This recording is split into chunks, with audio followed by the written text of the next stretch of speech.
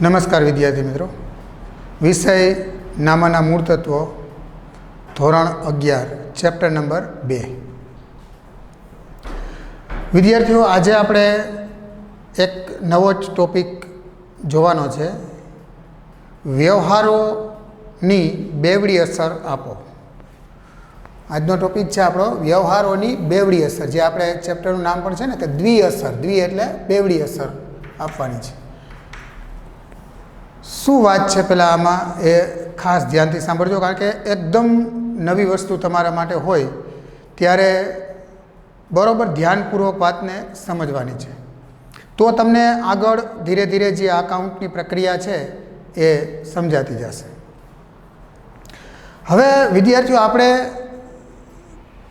બે વસ્તુ આગળ શીખ્યા છીએ. એક રોકડ વ્યવહાર છે કે ઉધાર વ્યવહાર, એને ઓળખતા આપણે શીખ્યા છીએ. તમને મેં અલગ અલગ વ્યવહારો આપણે જોયા હતા, અને એમાંથી તમારે રોકડ વ્યવહાર છે આ વ્યવહાર કે ઉધાર વ્યવહાર છે એવું નક્કી કરવા માટેની વાત આપણે આગળ શીખી ગયા. એક બાબત આ હતી. બીજી બાબત કે જે અલગ અલગ ખાતાઓ આપ્યા હતા, ખરીદ ખાતું, વેચાણ ખાતું, જમીન ખાતું, ફર્નિચર, મકાન ખાતું, આવા ખાતાઓ અલગ અલગ આપ્યા હતા, અને આપણે એને ખાતાના પ્રકારોમાં વર્ગીકરણ કરતા શીખ્યા છીએ. કે કોઈ પણ ખાતાનું નામ આવે પછી એને આ ખાતું છે એ વ્યક્તિના ખાતામાં આવે, માલ મિલકતમાં આવે કે ઉપજ ખર્ચમાં આવે, એવું પણ આપણે આગળ શીખ્યા છીએ.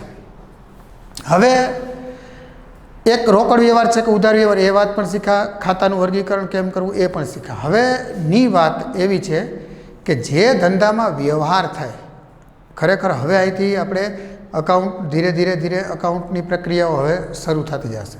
તમારે આ બધી અલગ અલગ વસ્તુ હોય ને એને ધ્યાનથી વ્યવસ્થિત સમજવાની છે, અને પછી એને એ પ્રમાણે અનુસરણ કરવાનું છે.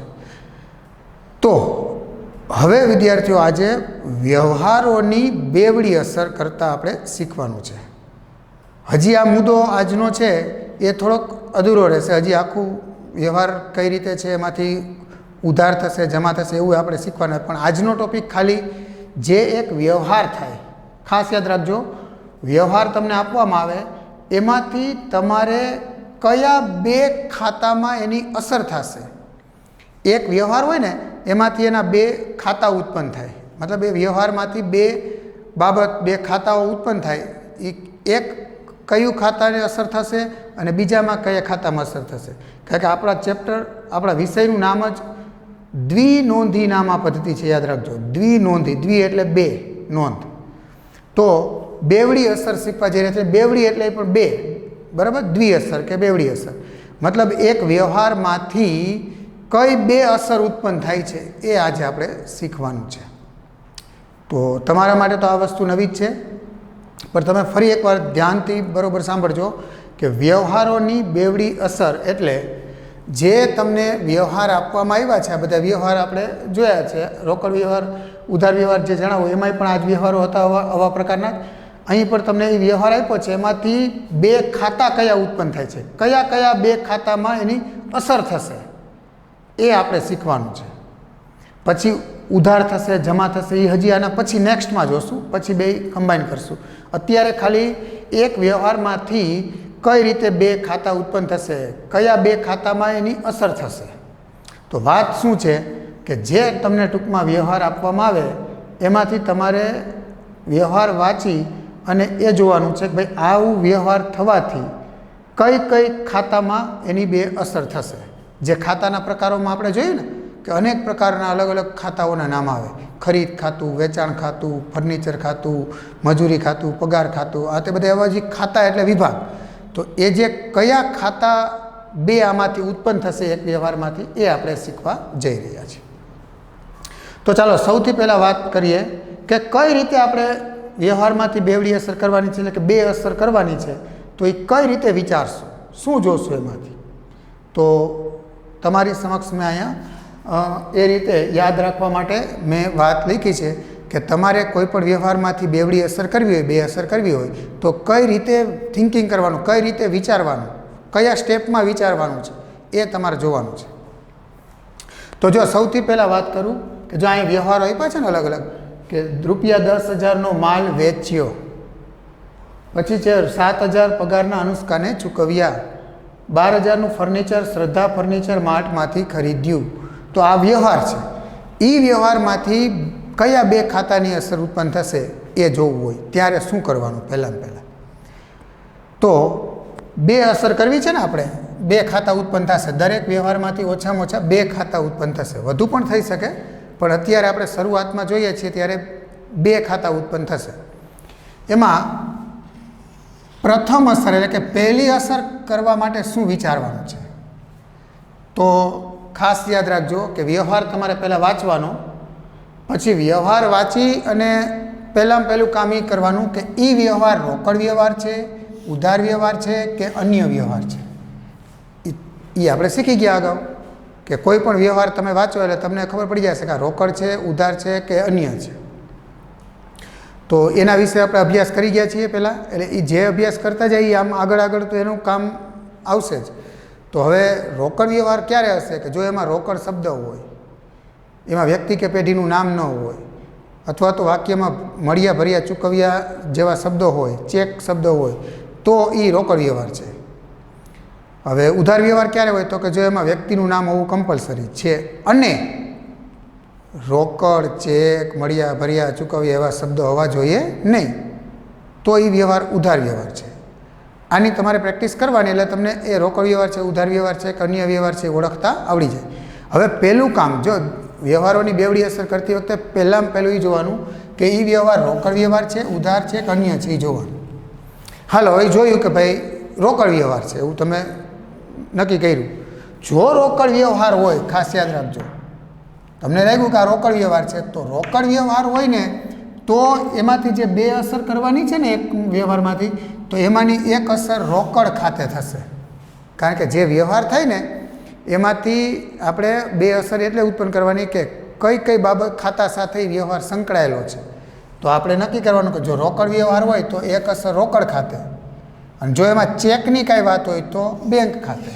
બેમાંથી એક હોય, રોકડ ખાતે અથવા તો બેંક ખાતે. જો ચેકની કાંઈ વાત હોય તો બેંક ખાતે, નહીંતર પછી રોકડ વ્યવહાર હોય તો રોકડ ખાતે. હવે વ્યવહાર વાંચ્યો છે ને તમને એમ લાગ્યું કે આ તો ઉધાર વ્યવહાર છે, રોકડ વ્યવહાર નથી, તો જો ઉધાર વ્યવહાર હોય ને તો એક અસર જે તે વ્યક્તિ કે પેઢીનું એમાં જે નામ સૂચવું હોય ને વ્યવહારમાં એના ખાતે થશે. ફરી એકવાર ધ્યાન આપજો, જો તમે પહેલાં વ્યવહાર વાંચવાનો, વ્યવહાર વાંચો એટલે પહેલું જોવાનું કે આ રોકડ વ્યવહાર છે કે ઉધાર વ્યવહાર છે. હવે તમે સિલેક્ટ કર્યું કે ભાઈ આ રોકડ વ્યવહાર છે, તો એક અસર ડેફિનેટલી રોકડ ખાતે આવશે. જો તમને એમ લાગ્યું કે આ તો ઉધાર વ્યવહાર છે, રોકડ વ્યવહાર નથી, તો રોકડ ખાતે નહીં આવે. તો જો ઉધાર વ્યવહાર હોય, ખાસ યાદ રાખજો, ઉધાર વ્યવહાર હોય તો એ વ્યવહારમાં કોઈ વ્યક્તિ કે પેઢીનું નામ સૂચવું તો હશે જ, તો એના ખાતે એક અસર થશે, એક અસર એના ખાતે થશે. અને જો અન્ય વ્યવહાર હોય તો એમાં તમને જોવાનું કે ભાઈ જો અન્ય રીતે માલની જાવકનો વ્યવહાર હોય તો એક અસર ખરીદ ખાતે લખી જ નાખવાનું છે. એ તમને આપણે પછી શીખડાવશું, થોડીક આગળ પછી સમય જાય પછી. અત્યારે આપણે શરૂઆત છે ને એટલે આ બે ઉપર ડિપેન્ડ કરીએ છીએ કે રોકડ વ્યવહાર હોય તો રોકડ ખાતે અથવા તો બેંક ખાતે, જો ઉધાર વ્યવહાર હોય તો જે તે વ્યક્તિ કે પેઢીનું નામ આપ્યું એના ખાતે. અત્યારે એટલું રાખો યાદ. તમારે પહેલું વાક્ય વાંચીને વિચારવાનું કે આ રોકડ વ્યવહાર છે કે ઉધાર વ્યવહાર છે. રોકડ વ્યવહાર હોય તો રોકડ ખાતે એક અસર થઈ જાય, ઉધાર વ્યવહાર હોય તો એમાં જે વ્યક્તિ કે પેઢીનું નામ લખ્યું હોય એના ખાતે થઈ જશે. રેડી? આ પહેલી અસર કરવા માટે આટલું જ વિચારવાનું છે અત્યારે શરૂઆતમાં, પછી તો આગળ હજી ઘણું બધું બદલાવ આવશે, પણ અત્યારે તમારે એટલું વિચારવાનું કે જો રોકડ વ્યવહાર હોય તો રોકડ ખાતે, ઉધાર વ્યવહાર હોય તો વ્યક્તિ કે પેઢીનું જે નામ લખ્યું હોય ને એમાં એના ખાતે. આ પહેલી અસર માટે. બીજી અસર કરવા માટે તમારે હવે એમ વિચારવાનું છે કે આ વ્યવહાર કઈ બાબત સાથે સંકળાયેલો છે, મતલબ આ વ્યવહારમાં કઈ ઘટના બની છે, કઈ બાબત આમાં તમને સૂચવવામાં આવી છે, આ વ્યવહાર કઈ બાબત સાથે કનેક્ટેડ છે એ તમારે થોડુંક લોજિકથી વિચારવાનું છે. અને જે બાબત સાથે એ વ્યવહાર જોડાયેલો હોય એના ખાતે બીજી અસર આવશે. આ થોડુંક તમારા માટે નવીન છે ને કે ભાઈ પહેલી અસર કરવામાં તો થઈ ગયું કે પહેલી અસર કરવા માટે આપણે જોયું કે આ રોકડ ખાતે આવશે, અને કાં જે તે વ્યક્તિ કે પેઢી ખાતે આવશે. રોકડ ખાતે કઈ આવે? રોકડ વ્યવહાર હોય તો રોકડ ખાતે, અને ઉધાર વ્યવહાર હોય તો વ્યક્તિ કે પેઢી ખાતે. હાલો, એટલે એક અસર બધાયની તમને આવડી જશે. બધા અત્યારે વ્યવહાર જે આપ્યા છે ને શરૂઆતમાં, એમાં બધાની પહેલી એક અસર કરતાં તમને આવડી જશે. કારણ કે પહેલોમાં તો એ વિચારવાનું છે કે રોકડ વ્યવહાર છે કે ઉધાર વ્યવહાર છે. રોકડ હોય તો રોકડ ખાતે, ઉધાર હોય તો વ્યક્તિ પેઢી ખાતે.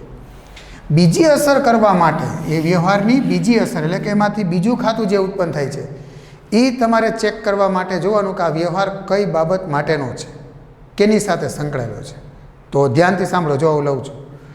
જો પહેલાં પહેલું એ છે કે જો તમે એમાં પહેલી વસ્તુ એ છે કે વ્યવહાર કઈ બીજી અસર કરવા માટે, એ વ્યવહાર કઈ બાબત માટે થયો છે, એ બાબતને ધ્યાનમાં રાખીને તમારે કરવાનો છે. જેમ કે હવે એક જોતા જઈએ કે જો તમે એમાં બતાવ્યું હોય કે ધંધા માટે માલ ખરીદ્યો છે, તમે વાક્ય વાંચ્યું, વ્યવહાર વાંચ્યો ને એમાં એમ કીધું કે આટલા રૂપિયાનો માલ ખરીદ્યો છે, તો એની બીજી અસર છે ને, જે બીજી અસર એ કોના ખાતે કરવાની છે? ખરીદ ખાતે થશે. માલ ખરીદ્યો હોય તો યાદ રાખજો ખાસ. એમાં તમને કીધું ભાઈ છગન પાસેથી રૂપિયા 5,000નો માલ ખરીદ્યો, મગન પાસેથી રૂપિયા 5,000નો માલ ખરીદ્યો. એમ માલ ખરીદ્યો હોય એમાં તો બીજી અસર જે કરવાની છે એ ખરીદ ખાતે થશે, કારણ કે માલ ખરીદ્યો છે. તો એવી જ રીતના જો માલ વેચ્યો હોય એવું કહે તમને, તો વેચાણ ખાતે થશે. ખરીદ્યો હોય તો ખરીદ ખાતે, વેચ્યો હોય તો વેચાણ ખાતે. પણ યાદ રાખજો કે ધંધા માટેનો માલ હો.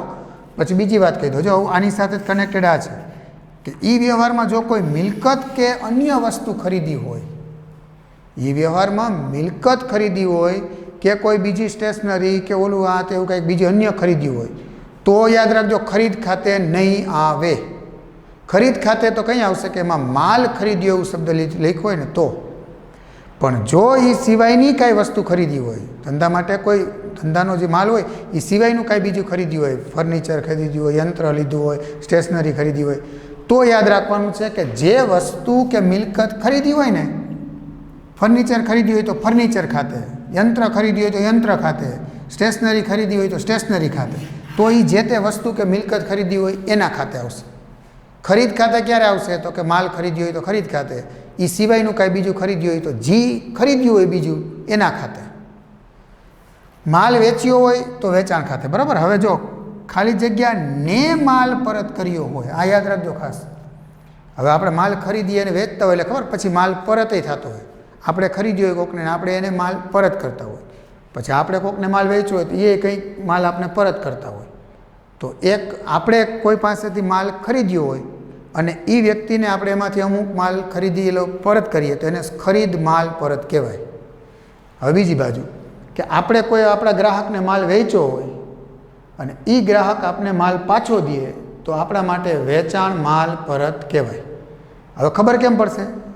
તો સાંભળો, હું એમ કહું કે રૂપિયા 4,000નો માલ વિજયને પરત કર્યો, તો વાક્ય બરાબર યાદ વાંચજો.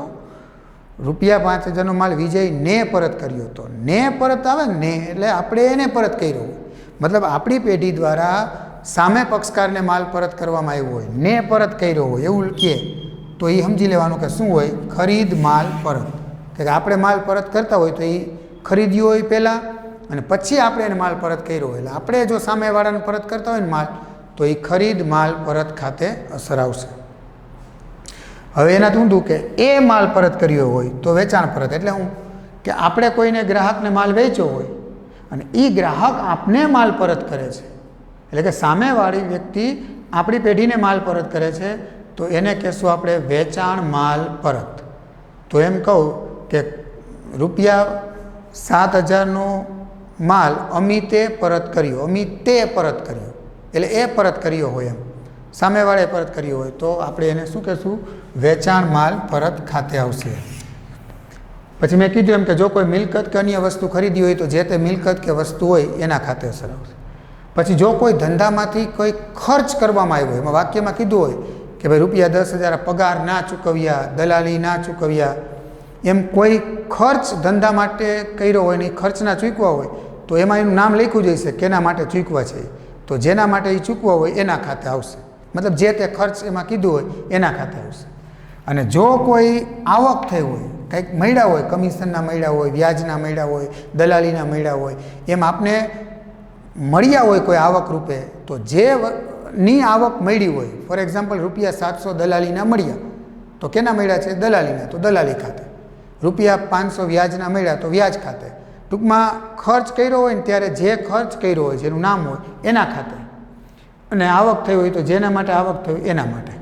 એ તમને હવે ધીરે ધીરે જેમ વ્યવહારોની આપણે પ્રેક્ટિસ કરીએ, જેમ વ્યવહારો આમ આગળ આગળ જોતા જાય, એમ તમને ધીરે ધીરે ધીરે ધીરે આ વસ્તુ આવડશે.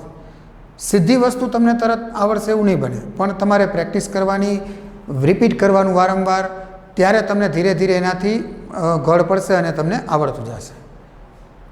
તો ચાલો, આ બીજી અસર કરવા માટે છે. પહેલી અસર માટે અને બીજી અસર માટે ફરી એકવાર શોર્ટમાં કહી દઉં કે તમારે વ્યવહાર પહેલાં વાંચવાનો, પહેલાં એ જોવાનું કે આ રોકડ વ્યવહાર છે કે ઉધાર વ્યવહાર છે.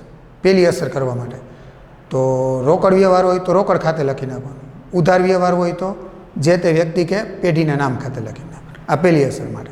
પછી બીજી અસર કરવા માટે પાછું જોવાનું વાક્યમાં કે એ વ્યવહાર કઈ બાબત સાથે સંકળાયેલો છે. તો જો ધ્યાનથી સાંભળો તો એમાં માલ ખરીદ્યો એવું લખ્યું હોય ને તો ખરીદ ખાતે, માલ વેચ્યો હોય તો વેચાણ ખાતે.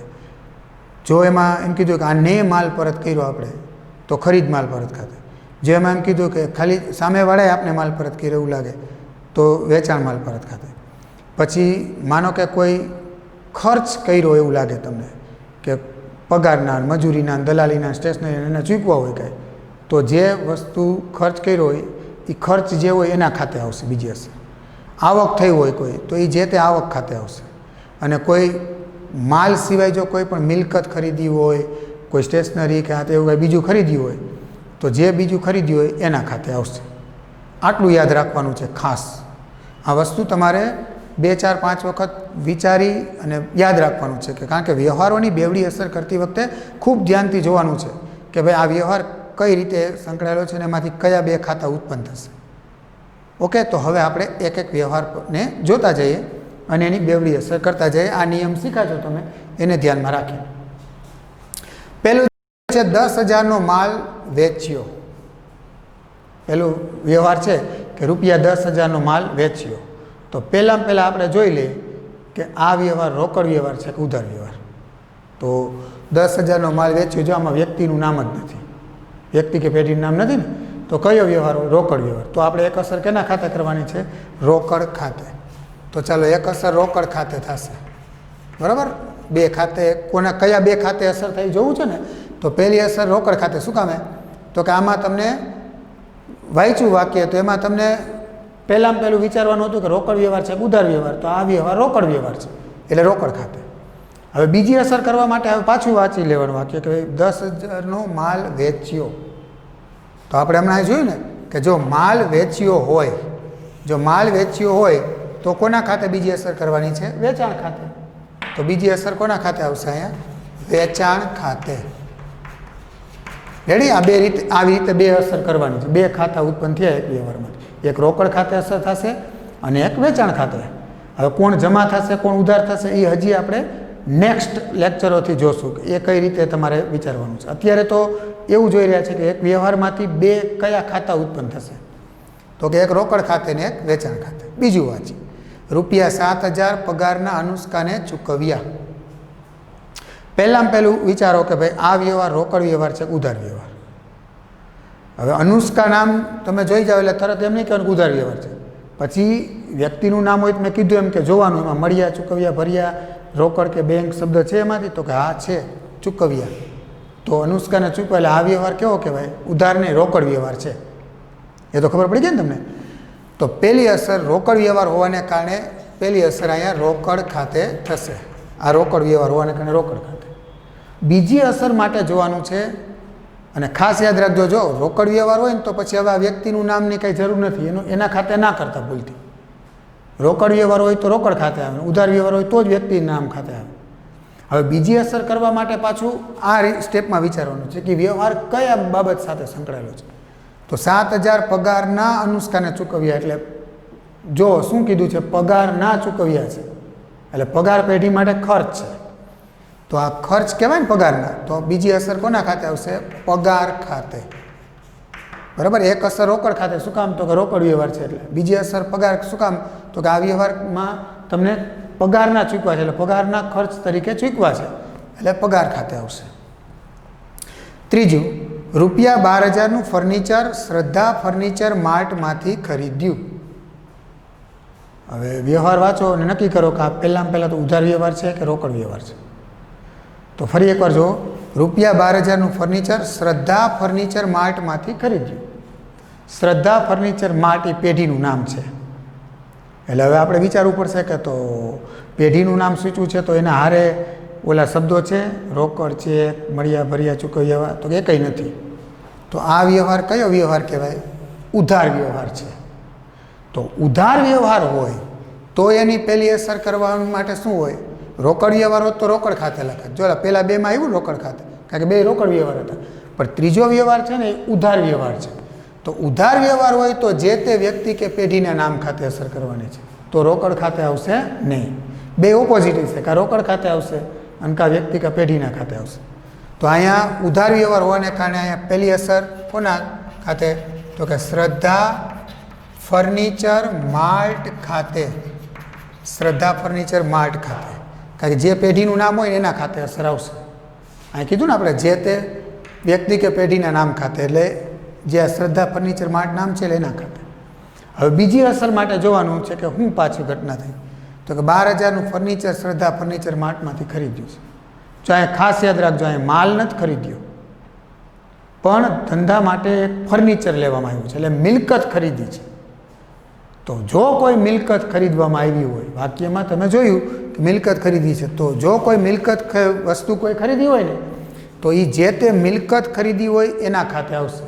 તો કઈ મિલકત ખરીદી આપણે? ફર્નિચર. 12,000નું ફર્નિચર શ્રદ્ધા ફર્નિચર માર્ટમાંથી ખરીદ્યું, ફર્નિચર ખરીદ્યું છે, તો ફર્નિચર ખાતે આવશે. તો ફર્નિચર ખાતે. તો ચાલો આ રીતે બે અસર થઈ. ઉધાર વ્યવહાર છે એટલે શ્રદ્ધા ફર્નિચર માર્ટ ખાતે, અને ફર્નિચર ખરીદ્યું છે જેવું કીધું એટલે ફર્નિચર ખાતે. ચોથું, ₹1,000નો માલ આલિયાને પરત કર્યો. હવે પહેલાં તો આપણે નિયમ આ જ છે કે રોકડ વ્યવહાર છે કે ઉધાર વ્યવહાર જોઈ લઈએ. 1,000નો માલ આલિયાને પરત કર્યો, વ્યક્તિનું નામ છે અને રોકડ ચેક, મળ્યા ભર્યા ચૂકવ્યા એવો શબ્દ નથી. મતલબ એવો કાંઈ રોકડમાં ટ્રાન્ઝેક્શન નથી. આપણે 1,000નો માલ આલિયાને પરત કર્યો છે. આલિયા પાસે પહેલાં માલ ખરીદ્યો હશે, હવે આલિયાને એમાંથી ₹1,000નો માલ આપણે પરત કર્યો છે. એટલે વ્યવહાર છે ઉધાર વ્યવહાર. તો ઉધાર વ્યવહાર હોય તો એક અસર વ્યક્તિ ખાતે આવે ને, એટલે આલિયા ખાતે આવશે. આલિયા ખાતે. હવે બીજી અસર માટે જોવાનું છે કે જો એ માલ આપણે સામેવાળાને પરત કર્યો હોય, એટલે કે ને પરત કર્યો એવું આવે વાક્યમાં. તો જો અહીં છે ને આલિયા ને પરત કર્યો, એટલે આપણે આલિયાને પરત કર્યો છે. તો આપણે જો સામેવાળાને માલ પરત કરતા હોય તો બીજી અસર એની ખરીદ માલ પરત ખાતે આવશે. કારણ કે આપણે ત્યારે જ સામેવાળાને માલ પરત કરતા હશું, પહેલાં એની પાસેથી ખરીદ્યો હશે અને પછી આપણે એને માલ પરત કર્યો, એટલે આપણા માટે ખરીદ માલ પરત કહેવાય. તો બીજી અસર ખરીદ માલ પરત ખાતે. એક અસર આલિયા ખાતે ને એક અસર ખરીદ માલ પરત ખાતે. પાંચમું, ₹700 કમિશનના ચેકથી ચૂકવ્યા. ₹700 કમિશનના ચેકથી ચૂકવ્યા. તો પહેલાં વાક્ય વાંચીને જુઓ કે ભાઈ આ કયો વ્યવહાર છે? તો કે રોકડ વ્યવહાર, કારણ કે ચેક એ શબ્દ આવી ગયો ને ચૂકવ્યા છે ને. તો ચેક કે ચૂકવ્યા છે એટલે ચૂકવી દીધા છે એટલે રોકડ વ્યવહાર છે. હવે રોકડ વ્યવહાર એટલે એક અસર રોકડ ખાતે આવે એવું મેં કીધું છે. પણ જો ખાસ યાદ રાખજો, પણ જો એ વ્યવહારમાં ચેકથી ચૂકવ્યા એવું કીધું છે તો રોકડ ખાતાની બદલે કેના ખાતે આવશે? બેંક ખાતે. કારણ કે એ વ્યવહાર કોની સાથે કનેક્ટેડ છે? બેંક સાથે. રોકડા પૈસા એમાં નથી આવતા, રોકડા ચૂકવાતા નથી, પણ ચેક દઈએ છે એટલે બેંક દ્વારા ચૂકવીએ છીએ. તો રોકડની બદલે શું આવશે? બેંક ખાતે. તો એક અસર થશે બેંક ખાતે. બરાબર. હવે બીજી અસર માટે જો કે એ વ્યવહાર કોને બાબત સાથે સંકળાયેલો છે? તો જો 700 કમિશનના ચેકથી ચૂકવ્યા, એટલે કમિશનના ચેકથી ચૂકવ્યા છે, એટલે કમિશન આપણા માટે ખર્ચ છે ચૂકવો છે. તો બીજી અસર આવશે કમિશન ખાતે. ત્યાર પછી છઠ્ઠું, ₹11,000નો માલ સોનમ પાસેથી ખરીદ્યો. તો ₹11,000નો માલ સોનમ પાસેથી આપણે ખરીદ્યો છે. માલ ખરીદ્યો છે ખાસ યાદ રાખજો, અને સોનમ પાસેથી ખરીદ્યો એવું કીધું. તો પહેલાં વ્યવહાર વાંચો ને નક્કી કરો કે આ રોકડ વ્યવહાર છે કે ઉધાર વ્યવહાર. તો 11,000નો માલ સોનમ પાસેથી ખરીદ્યો. વ્યક્તિનું નામ સૂચવેલું છે, રોકડ કે ચેક શબ્દ નથી, મળ્યા ભર્યા કાંઈ શબ્દ નથી, એટલે ઉધાર વ્યવહાર છે. તો ઉધાર વ્યવહાર હોય તો એક અસર એ જે વ્યક્તિ કે પેઢીનું નામ આપ્યું હોય ને એના ખાતે આવશે. તો સોનમ ખાતે આવશે પહેલી અસર, સોનમ ખાતે. હવે એક અસર સોનમ ખાતે આવી. હવે બીજી અસર માટે મેં કીધું એમ કે 11,000નો માલ સોનમ પાસેથી ખરીદ્યો છે. જો ધંધામાંથી માલ ખરીદવામાં આવ્યો હોય તો ડેફિનેટલી એક અસર કોના ખાતે કરવાની? ખરીદ ખાતે થશે. એટલે આપણે બીજી અસર અહીંયા એની ખરીદ ખાતે થશે. તો આ રીતે વિદ્યાર્થીઓ જે તમને વ્યવહાર આપવામાં આવે એ વ્યવહારમાંથી દ્વિઅસર એટલે કે બેવડી અસર કરતાં શીખવાનું છે કે ભાઈ એ વ્યવહાર વાંચી અને બે અસર કયા કયા ખાતામાં થાય છે એની, મતલબ એક વ્યવહારમાંથી બે કયા ખાતા ઉત્પન્ન થાય છે એ શીખવાનું હતું. તો આ રીતે અત્યારે આપણે 6 વ્યવહારોમાં એની ખાતાની બેવડી અસર જોઈ. હવે નેક્સ્ટ લેક્ચરથી હજી આ બાબત માટે આપણે આગળ વ્યવહારોની બેવડી અસર કરવા માટે હજી અલગ અલગ વ્યવહારો લઈ અને આપણે કઈ રીતે એમાંથી બે ખાતા ઉત્પન્ન થાય એ જોશું. પણ તમે ખાસ વિદ્યાર્થીઓ એ વ્યવહારોની બેવડી અસર કઈ રીતે કરવાની એના માટેના મેં અહીંયા યાદ રાખવા માટેના નિયમો બનાવ્યા છે. એ નિયમોને ખાસ અભ્યાસ કરજો, એને 4-5 વખત વિચારજો કે કઈ રીતે વ્યવહારોની બેવડી અસર કરવા માટે વિચારવાનું છે, કયા સ્ટેપમાં જવાનું છે. એ થિંકિંગ કરી અને એક વ્યવહારમાંથી બે કયા કયા ખાતા ઉત્પન્ન થાય છે એ તમારે શીખવાનું છે. પછી આપણે આ શીખી લઈએ આ વ્યવહારોના બેવડી અસર. પછી એમાંથી બે અસર ખાતા ઉત્પન્ન થાય ને એમાં એક ખાતું ઉધાર થશે, એક જમા થશે. તો એ ઉધાર જમા શું છે એ પણ આપણે આગળ હજી જોશું. Thank you.